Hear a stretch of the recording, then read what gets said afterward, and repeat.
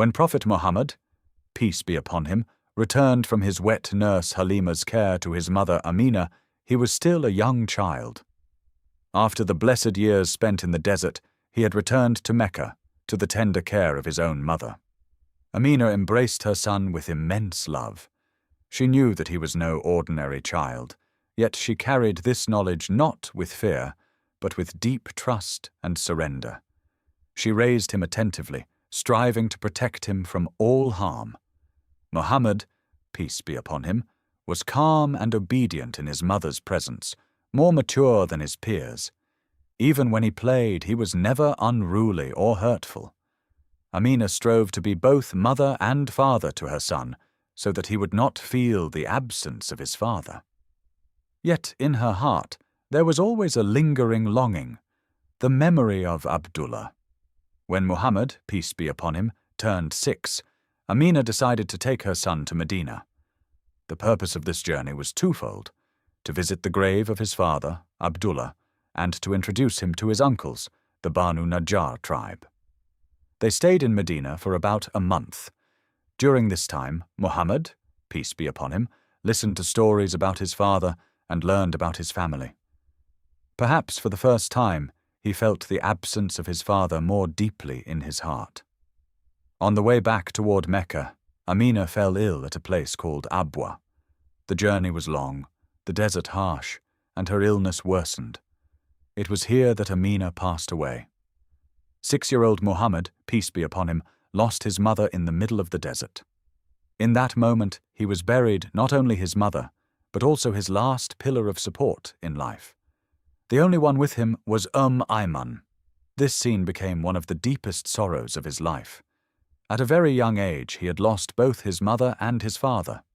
After Amina's death, Muhammad, peace be upon him, was brought to Mecca to live with his grandfather, Abu Talib. Abu Talib was the most respected person in Mecca, overseeing the care of the Kaaba, and his words were heard by all. When he held his grandson in his arms, he treated him differently from his other grandchildren. On the mat where everyone sat with respect, he would make sure Muhammad sat in the most honored spot. He never left him side by side, and at the dining table he reserved the best place for him. When Abdul Muttalib looked at his grandson's face, he saw a unique light. He would say, "This child has a great future ahead." Muhammad, peace be upon him, stayed with his grandfather for 2 years. Those 2 years were filled with love, but also silently guided by destiny's preparation. When he turned 8, his grandfather Abdul Muttalib passed away. Muhammad, peace be upon him, faced a third great loss in his short life. Now he had neither mother, nor father, nor grandfather. The heaviest burden for a child had once again been placed on his young shoulders. Before his death, Abdul Muttalib entrusted his grandson to his son, Abu Talib. Abu Talib was poor and had a large family, but he did not treat his nephew differently from his own children. He embraced him, protected him, and cared for him. Muhammad, peace be upon him, grew up in Abu Talib's household in modest circumstances, but with dignity. Abu Talib always protected his nephew. No one in Quraysh dared to speak ill of him. As Muhammad, peace be upon him, grew, his character began to stand out even more. He never lied, never deceived anyone, and never betrayed a trust. For this reason, the people of Mecca began to call him Al-Amin, the trustworthy one. Everyone entrusted their most valuable possessions to him. Abu Talib recognized that his nephew was special, though he could not fully understand what this uniqueness meant. Nevertheless, he kept him safe. When they were hungry, they endured hunger together. When they were full, they rejoiced together. Muhammad, peace be upon him, learned patience, loyalty, trustworthiness, and compassion in this household. Growing up under Abu Talib's care, Muhammad, peace be upon him, learned at an early age what it meant to face scarcity. The house was crowded, provisions were limited. To avoid being a burden to anyone, he began to work at a young age. He tended sheep, grazing them in the hot mountains and quiet valleys of Mecca for long hours. This solitude deepened his character. These moments alone with nature were the first steps in his contemplative life. Here he learned patience, attentiveness, and compassion, as shepherding teaches one to protect the weak. While still a child, Muhammad, peace be upon him, grew up under the guardianship of his uncle Abu Talib. Abu Talib was poor but engaged in trade. He traveled with Quraysh caravans to Damascus, sustaining his family's livelihood through commerce. When Muhammad, peace be upon him, reached about 12 years of age, Abu Talib took him along on a journey toward Damascus. This was his first long journey outside Mecca. The caravan crossed the desert for several days. The sun was scorching, the roads were difficult. Throughout the journey, Muhammad, peace be upon him, remained quiet, carefully observing everything around him, trying to understand what was happening. Unlike other children, he did not complain, but moved forward patiently. When the caravan approached a place called Busra on the road to Damascus, an unexpected event occurred. In this region lived a Christian monk named Bahira, who had been in seclusion in his monastery for many years.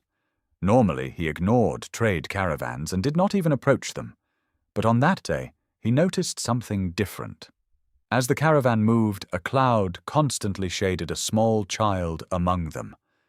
Wherever the child went, the shadow moved with him. Bahira did not stop there. When the caravan rested under a tree, he saw the branches bending towards the child. These signs corresponded with the prophecies he had read about in the Holy Scriptures. Bahira immediately sent an invitation to the caravan, asking everyone to join him for a meal. This was highly unusual, as he had never done such a thing before. The caravan members accepted the invitation. However, Muhammad, peace be upon him, had been left behind to watch over the goods. Seeing him absent, Bahira's expression grew serious. He asked, "Is there someone among you who has not come?" "Yes," they replied. "There is a child left with the goods." Bahira's face became solemn. "Call him as well," he said. "Everyone must be present."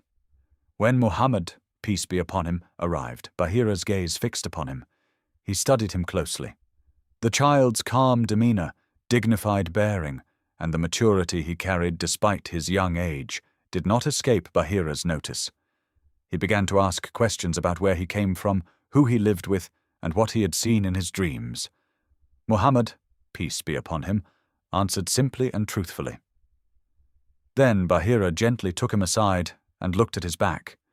Between his shoulders he saw the seal of prophethood described in the Scriptures. Any doubt vanished. The awaited final prophet had appeared before him. Bahira immediately summoned Abu Talib and spoke seriously.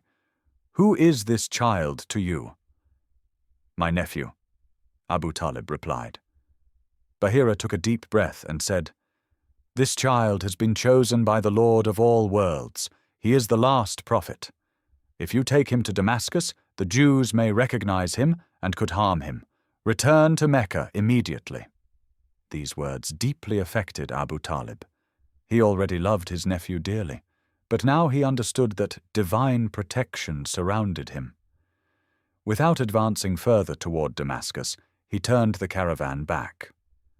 In this way, Muhammad, peace be upon him, was protected from unseen dangers by Allah even as a child. This incident was among the first clear signs of his prophethood. Revelation had not yet come, but the heavens acknowledged him. The people of the book awaited him. Allah, however, preserved him secretly, step by step, until the appointed time. As Muhammad, peace be upon him, grew, the people of Mecca began to notice something different about him. While his peers pursued entertainment, alcohol, and quarrels, he showed no interest in any of these. He did not worship idols, nor did he engage in the practices of ignorance. He neither drank nor approached immorality. This stance set him apart quietly but firmly within society. Upon reaching adolescence, he began to travel with trade caravans. He set out with Abu Talib along the roads to Damascus. These journeys allowed him to understand the world, different people, beliefs, and ethics. Yet, wherever he went, one thing never changed: his honesty. He never cheated in trade, never falsified measures. Even when his earnings were small, he avoided unlawful gain. Hence in Mecca, everyone called him by the same title, Al-Amin, the Trustworthy. Such was the trust in him that people entrusted their most valuable possessions, their gold, their secret treasures to him. Even those who might become his enemies did not hesitate to entrust their belongings, knowing that Muhammad, peace be upon him, would never betray a trust. In our next video, you will explore in detail Prophet Muhammad's, peace be upon him, marriage to Khadijah and the miraculous moments of the first revelation.